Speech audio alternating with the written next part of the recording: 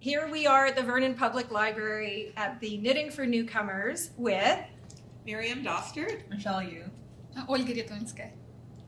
Thank you very much for being here with us today. Michelle Yu, could you share a little bit about your story? You were born in Abu Dhabi? Yes. I was born in Abu Dhabi. I didn't stay there for long. I was sent over to the Philippines where I grew up all my life. And I moved here to Canada 2 years ago, and it's my first time out of Asia. And I am a stay-at-home mom to our 4-month-old. Okay, thank you. And Oleh, what is your story? You came from Crimea? Yes, I came from Crimea with my family, my husband, 2 daughters, and sister-in-law. We have been here in Vernon for more than 2 years now, and I joined this group also 2 years ago. Yeah. Yes, and it was my lucky ticket, I think, because I love this community.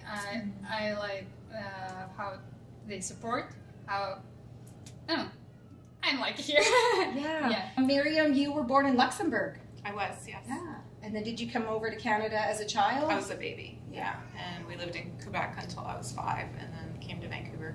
Right. So when we moved to Vancouver, I didn't speak English. So I do have kind of some memories of that, learning, being in kindergarten and not speaking English. And then kind of the next thing I remember, I did speak English. So it's a bit blurry in between. Yeah, and you became a teacher. Was that Yes. in Vancouver before you came to Vernon? In the Lower Mainland, yeah. Right. I can imagine how all those skills came together for the Knitting with Newcomers and the Well. work that you do with VDICSS. Right. Yeah. Yeah, I mean, my husband and I, when we moved back, he heard about VDICSS and he said, hey, they've got this opportunity to mentor people. So we got started with them about 7 years ago, and we got teamed up with a couple that we mentored, and then it kind of evolved from there. Then when COVID came and nothing was happening, and I was kind of thinking of a way to build connection, and I had this idea for a knitting group, or knitting and stitching group. And so I floated this idea to the then community connections person, and she liked it, and so we met here it was the very first week that you could have groups in the library again as the restrictions were coming off, so coming up on 3 years ago. Perfect timing. Yeah. I'm just thinking, you were also a teacher when you were studying architecture and design at the Fine Arts School. No, I'm teacher, but in art In sphere, yeah. And then here I try to improve my English skills to continue to teach adults art. We could probably say what VDICSS is. Yes. So And I'm not going to try to do that one because I'll butcher it. So the organization is called Vernon and District Immigrant and Community Services Society, which is a mouthful. VDICSS is the acronym, and that's the one I'm used to using, but people at VDICSS are trying to try out VDICSS to see if that's just easier for people to learn. It'd be nice to have a bit more visibility in the community, and part of that would be for people to hear a name and know what the organization is. I 100% agree. And I know there are other organizations in town with really long acronyms that they've turned into a word and everybody knows them. So Sure. we just need to keep working on that. Yes. Yes. What was your process like to immigrate to Canada, to Vernon specifically? We receive our work permits because of a special program for Ukrainians, and our first thing we did here in Vernon, we applied for be clients of VDICSS, and it was the best step in our immigration process because a lot of specialists who can help, who wants to help, who can help. So we find it there in VDICSS. Yes.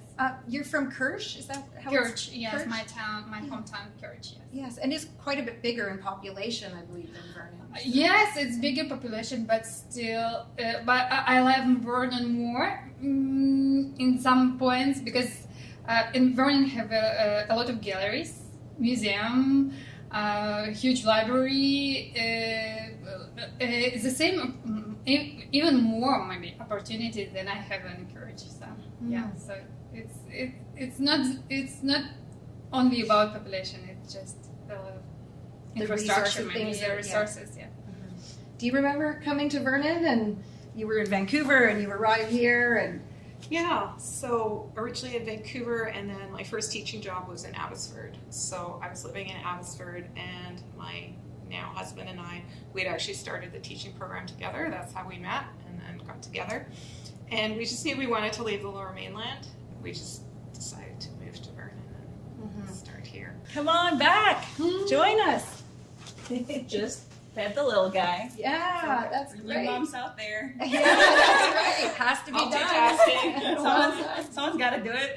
Yeah, we're just talking about where we're from and the size of the place where we live to compared to Vernon and what we like about Vernon. Okay. And yeah, jump in if you feel like it. So You- Myriam was yeah. talking about arriving back in Vernon and really appreciating being back. Oh, okay. So I lived in Manila, like the the city Sounds center of So long. of the Philippines. And my ancestral home was in Pasay City. It's really close to Makati and BGC, which is the bougier places of the Philippines. I think some people think about the Philippines and think, oh, the houses are like huts in water or something like that. But really, it's very city center like, kind of like Vancouver in some parts. So that's where I lived. So I'm used to the fast pace and things like that. So when I moved here, it was a very big change. I am used to multi-level malls. And then we're here in Vernon where I get to enjoy nature more. The park's a stone's throw away from the place we live in now, which I enjoy with my son, which is great. So yeah, coming here, we weren't really sure if we were going to grow the family or not, but I was thinking that if we do ever make that big decision to grow the family, it would be better to do it in a country like Canada, just because of the way the government is and just the benefits of being able to the benefits you are able to enjoy here rather than what we have back home.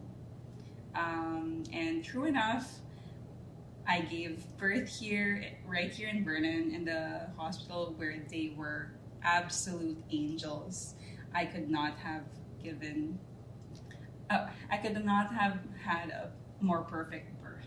I'm just really glad that I was where I was with who I was with during that time, and to make a 360, like the fact that I met this group when I did, because I came into this group a year ago, so that's a year after having moved to Vernon. It has to be a little bit longer because Yeah, a Leo little bit. wasn't on the horizon yet. Yeah. You're in the group. Yes, I guess so. So I had just lost my work at that time, and I was feeling very lonely. It was winter-ish, and I was getting what they call the SADS. I mean, from where I came from, there's no winter. Yeah. So I was like, why am I feeling this way? And so I would hang out here at the library alone, not really being a reader. I would just hang out here. And then I saw this little poster by the stairwell over there saying, Wednesdays at 10 a.m., you get to knit. I was like, I'm in. I don't really have much to do on Wednesdays. So I was like, okay, no expectations. I came in and, oh my gosh, it was just the best. I came in thinking that, I don't know if they're gonna like me or if I'm gonna like them. But a year and a little more later, I'm still coming every week. A lot of new friendships. Oh yeah. I don't even consider it friendship anymore. Like, it's family now. Having a baby, across the world from where your relatives are is hard. Not gonna lie. But with people around you, like the people I just so happened to come across with this group, oh my gosh, it's just Myriam, way easier. did you imagine that when you started this group it would provide so much comfort and support to I think people?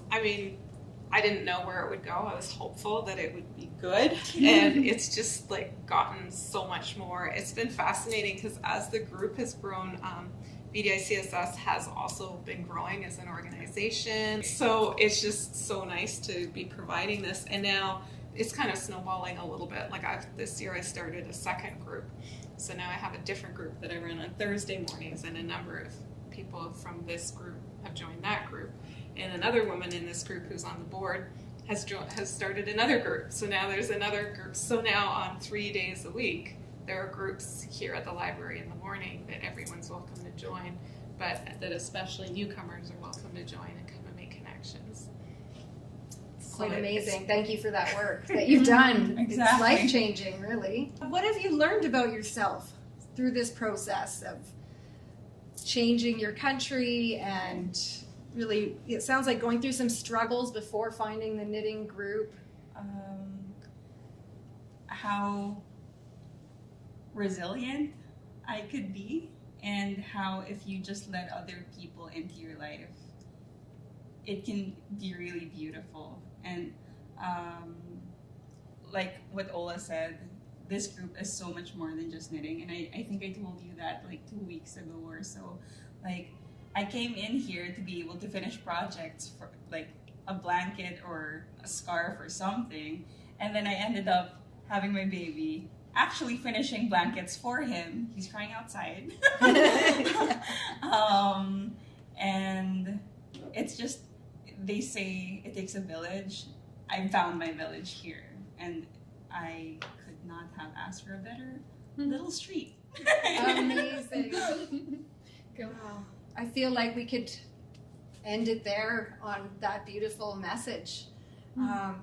Thank you so much for sitting down with us today and Thank you. sharing about your experiences, your projects. Myriam, it's really, fantastic what you've done for this community.